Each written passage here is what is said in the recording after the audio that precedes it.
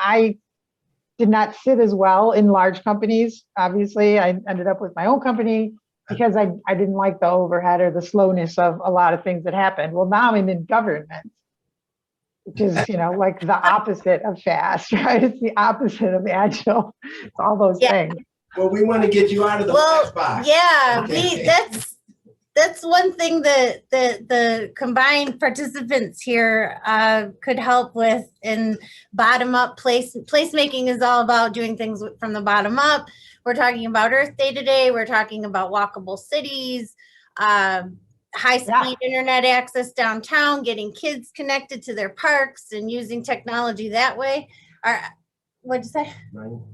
Ryan, can you speak to that at all with yeah, absolutely. So what placemaking is and all of that, all this challenge we're in right now? Yeah, can you guys hear me okay? Because I think my internet's a little funny, but I can hear you. Okay, good.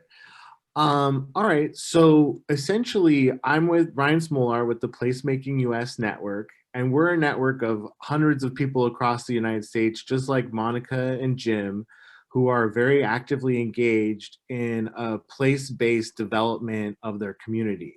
Awakening the economics, awakening the community pride, creating incremental positive change in transportation systems, in access to neighborhood health and wealth, and all of that good stuff. And so there's people embedded across the country who have different expertise, like Monica and Jim have really shared this mural mapping strategy of how they do visioning and mind work and collecting all types of resources into these mural maps. And they've provided assistance to residents in South Florida with this technique so that they could make a placemaking declaration, and vice versa. We want to make sure that Monica, Jim, the Pontiac community, you, Senator, and everybody here, that they have access to the resources across the country of community members and municipalities and architects and planners and landscape architects and sociologists and all these place-based institutions and professions. Anything learned anywhere should be, the innovation we want to see diffused. And so one of the methods we do for this is something that's happening right now, and it's called tool testing.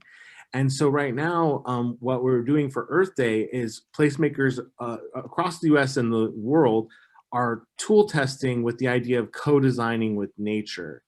And Monica, maybe if I could share my screen, I'll just go through a few of the projects on this. But, we run a process where we got a cohort together who is interested in co-designing with nature around this spring. And then we talked to them about the process of how we'll come together globally and do our work locally, what type of scale of project is appropriate to help build new relationships and catalyze maybe finding out what's that next problem or the next thing, peek around the corner to the next level of development, and just sort of get some hands on the ground doing something. Then we did a second webinar where we bring in people. Is it letting you share? Sorry, Ryan. Not yet. Okay, sorry. Yeah. Okay. But then we did a second webinar where we brought in experts like people who worked with New Orleans and Baton Rouge on the meandering of the bayou and the Mississippi River, and how looking at underlying natural aspects of the land can impact how you approach development and even community building in your neighborhood, and focus on things like climate change. And so I still can't share. Maybe a co-host or I'm not sure, but but anyway, so then after we've gone through these processes of learning about what co-design with nature could mean, then we announce our projects, and it's going to stop your sharing. That's okay. Okay.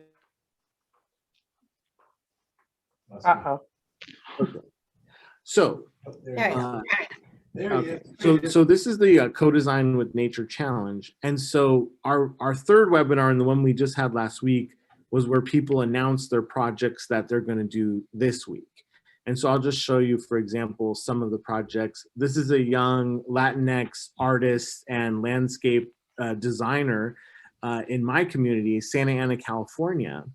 And I work with the business improvement district there. And so as part of this, I provided a micro grant for people in the community to apply for. And so she applied for a grant for $1,000, and she's building this movable garden.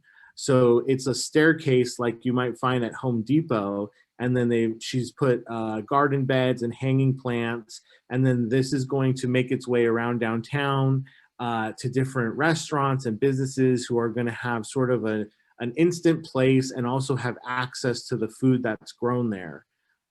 This is actually our downtown neighborhood leader, also in my downtown, and she got a grant from me for $1,000.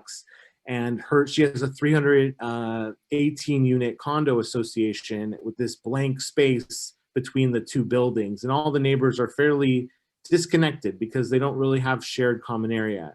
So they're going to be installing a garden here and a little free library to build community that hopefully is inside their walls, but also gives me, it also connects outside. This is actually another business improvement district director, and he's a very creative guy. And they looked at a vacant lot that's still kind of raw land, and they decided to turn it into a national park. And so their idea to do this came out of the engagement with all the other placemakers in the process that we've gone through this spring. And the step they're taking this week is just an initial cleanup, but they're using that cleanup to get the water department kind of on board and the councilman kind of interested, and kind of using that light action of just stewardship to get their foot in the door to be able to ask for the moon with this really wild concept. This is in Bulgaria, and this is Engel, and he in Bulgaria, he showed us, and across Europe, the way that they're pruning urban trees is just very brutal. It's bad for the tree. It looks very bad.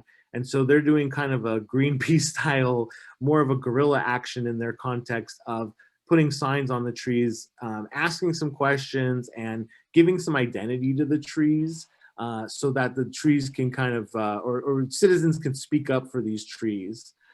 Tina, who is here, is doing several interesting projects, including she was trained by her municipality to how to remove ivy that's clogging the trees in her area in Raleigh. So she's going to be deputizing some people to become rewilders with her.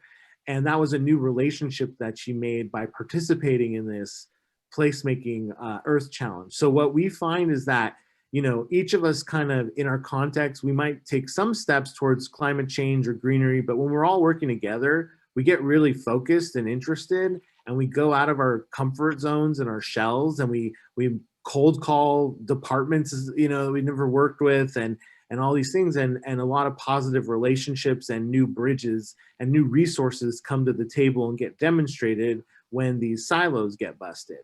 And so another project Tina's doing where there was also some silo busting is on our own block, where in the neutral ground areas, the parkways or whatever you may call them in your area, where it's not really it's kind of city property, but residents have a great deal of ownership over these little strips of grass or by their mailboxes.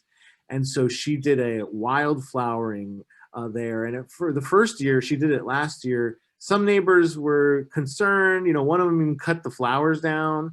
But after it was proven that she meant no harm and that there was some real positive moments with when the flowers bloomed, this year she was able to recruit the former culprit clipper into an asset and partner, and his block is really, or his house is kind of almost the tallest flowers, maybe the best ground. And the moms and kids also help Tina out. So we see that time is a really critical element that often gets overlooked in building things. And instead we want do all the planning and build something very big that doesn't work. versus doing these small incremental things and seeing where the energy flows and where to reinvest and to overcome some of the initial issues. So there were other projects shared, you know, very interesting stuff from Belgium to, you know, I can't remember where else. It was all over the place. But so, well, we like doing these activities because there's a lot of cross-cultural learning. There's a lot of leveling of the playing field where you have world experts and neighborhood experts both teaching each other lessons. And then we also see that we really, as a community of placemakers, really enjoy seeing that any knowledge we may have accumulated benefit other communities, because it often gets just stuck in Portland or Boston or New York or Pontiac or Flint or Ogden or anywhere. And so we're trying to liberate and connect that energy. And Monica and Jim have been, you know, fantastic partners with a lot of energy. So we're always excited to be here with them. That's so cool. Yes. And thank you. Well, and so you're talking a lot about, and this is Earth Day. So I have had 4 different Earth Day events in the last 3 days because I went to Lansing to work on environmental issues and education issues. And I often end up involved in technology things because I'm the only person in those houses who has my kind of background. And I love it too. I will admit that I'm total geek. But I also work a ton in the environmental space. So that's, you know, I'm the minority vice chair on the environmental committee in the Senate. And I'm also on the environmental budgets, both the EQ, the quality budget, as well as the DNR budget, and spend a lot of time, you know, working on those very things, and especially this week, just talking about it nonstop. And so listening to your stories, Ryan, I keep thinking about, you know, let's do something cool.